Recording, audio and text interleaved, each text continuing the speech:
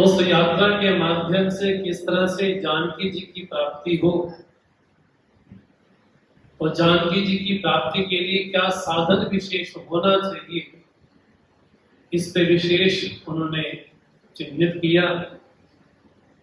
हम सभी लोग बचपन से श्री हनुमान चालीसा पढ़ते आ रहे हैं, कंठस्थ है सभी को। जहाँ गोस्वामी जी बोलते हैं, प्रभु मुद्रिका मेले मुख माई, जगत ही नाम थे गए अचरज नाही। श्री जगदीश जी ने इस चौपाई के माध्यम से श्री हनुमान जी की यात्रा को बड़ा मंगल में दर्शाया। और वास्तव में देखा जाए, जो श्री हनुमान जी की यात्रा है वो यात्रा हम सभी लोगों की है, और हम सभी लोगों को वो समुद्र पार करना है।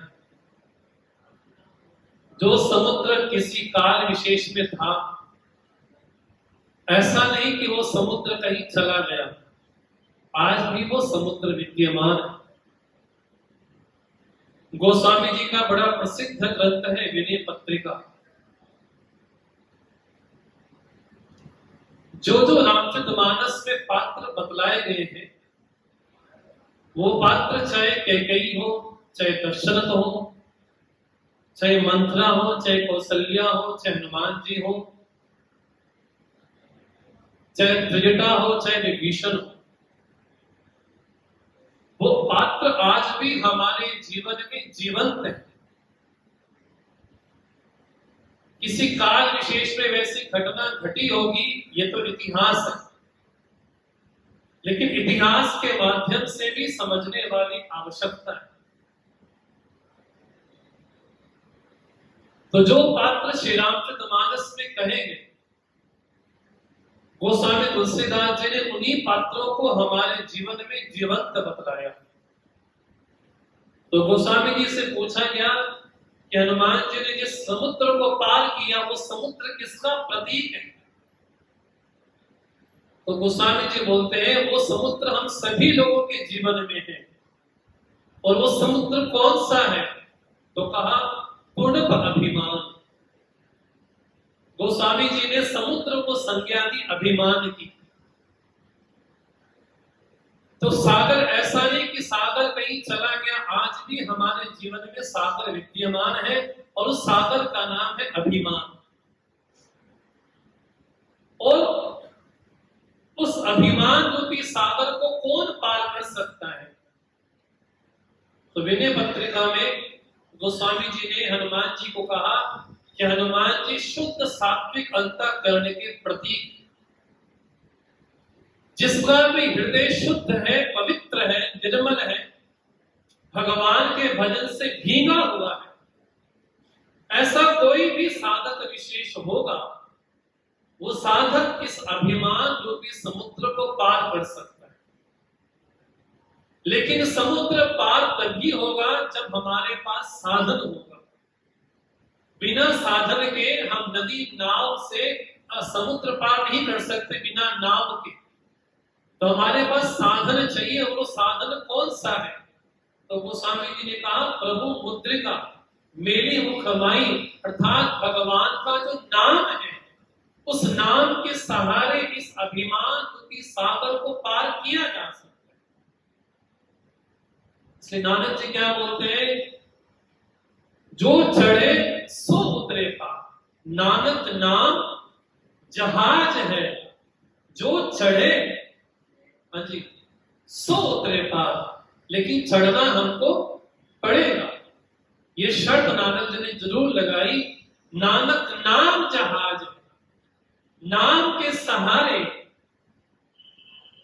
उस समुद्र को पार किया जा सकता है, क्योंकि नाम में ये विशेषता है कि वो नामी को हमारे सामने खड़ा कर देता है।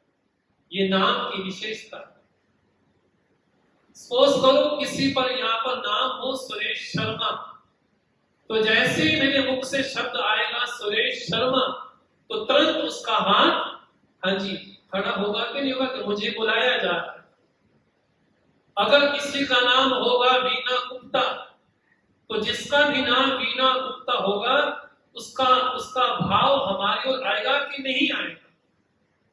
अभी हमने बोला गुलाब का पुष्प, तो जैसे मैंने गुलाब शब्द बोला आपके चित्त में गुलाब का चित्र आया कि नहीं आया? आया।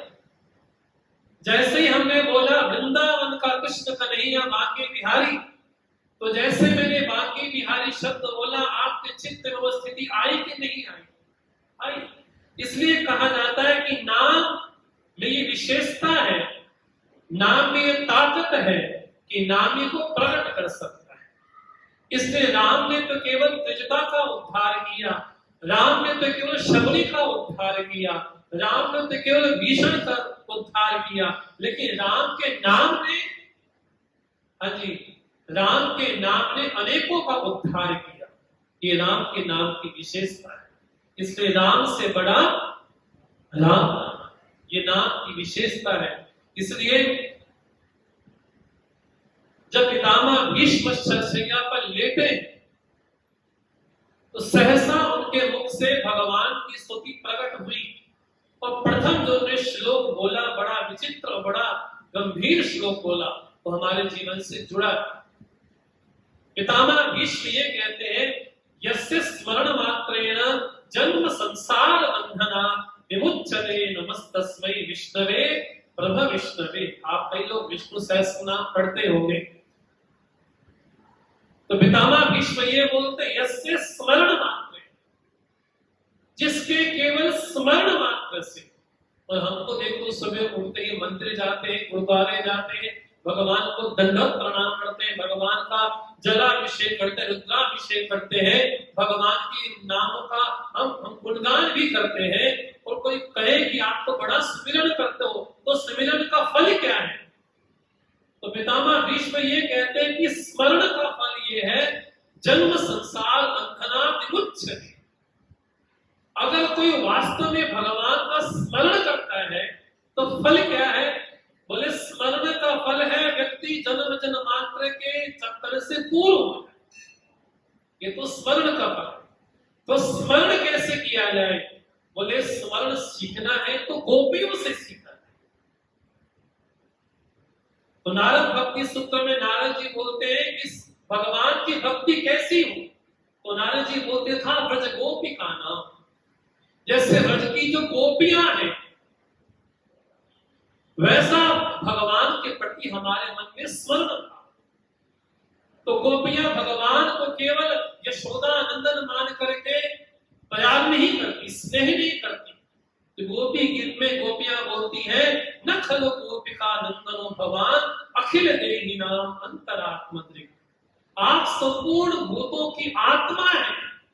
संपूर्ण भूतों में स्थूल सूक्ष्म अव्यक्त जितना प्रपंच है उन समस्त प्रपंचों की आप आत्मा है।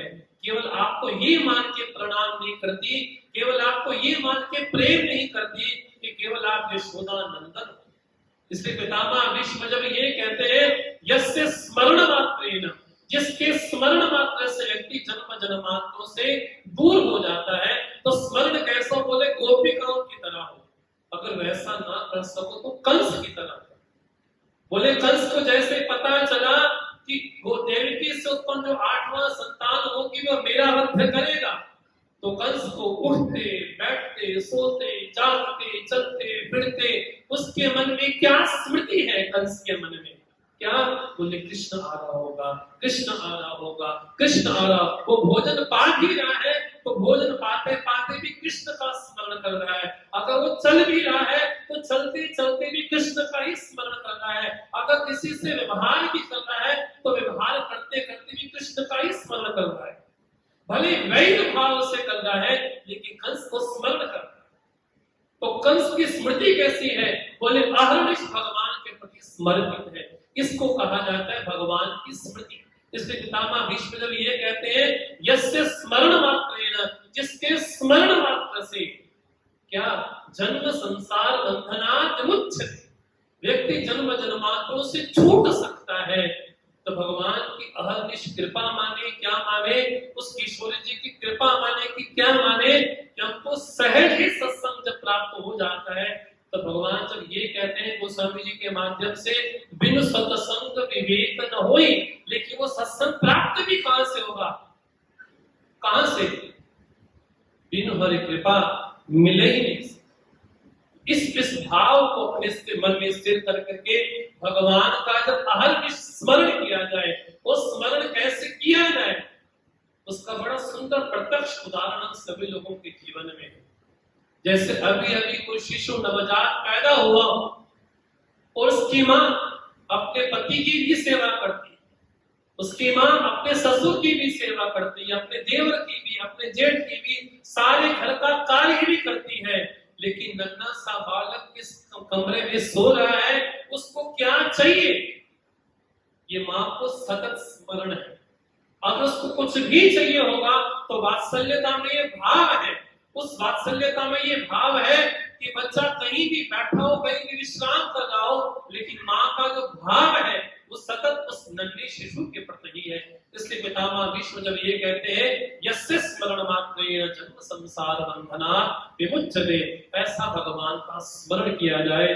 तो जिस तरह से जपजी साहब ने, ग्रंथ साहब ने कहा, बोले कैसे जपा जाए, बोले ध्रुव प्रहलाद, जैसे ध्रुव ने भगवान का स्मरण किया, जैसे प्रहलाद ने भगवान का स्मरण किया, उसी तरह से, उसी भाव से हमको भी भगवान का विशेष स्मरण करना चाहिए।